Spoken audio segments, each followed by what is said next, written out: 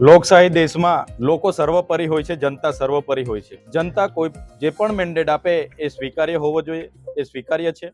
અને જ્યાં પણ ત્રુટીઓ હશે, ભૂલો હશે અને કેમ્પેન દરમિયાન કદાચ જે આમ આદમી પાર્ટીની પોતાની પ્રચારની નીતિ હતી એનાથી વધારે પૂરજોશમાં ભારતીય જનતા પાર્ટીની પ્રચારની નીતિ હશે. સાથે સાથે એમની સરકારો છે, જે રીતના મધ્યપ્રદેશ, મહારાષ્ટ્ર, ગોવા અને બધે સરકારો તોડીને એમણે પોતાની સરકારો બનાવી, એ રીતના પણ સામ દામ દંડ ભેદ નીતિ સરકારી મશીનરીનો ઉપયોગ કરીને દિલ્હી પણ આજે જ્યારે ભારતીય જનતા પાર્ટી તરફે જઈ રહ્યું છે, તો ચોક્કસપણે અમે માનીએ છીએ કે મફત વીજળી, શિક્ષા, પાણી કે મફત આરોગ્ય કે મહિને 2100 રૂપિયા દર મહિલાને આપવાના, મફત મુસાફરીના મુદ્દા સાઈડ પર રહી ગયા. અને ત્યાં આવી નીતિઓના કારણે આજે ભાજપ આગળ ચાલી રહેલું છે. પણ ચોક્કસ અમે બધા મળીશું, બેસીશું, એના પર ચિંતન મનન કરીશું અને જ્યાં પણ ખામીઓ હશે એ બાબતને લઈને આવનારા દિવસોમાં ભૂલો સુધારીશું.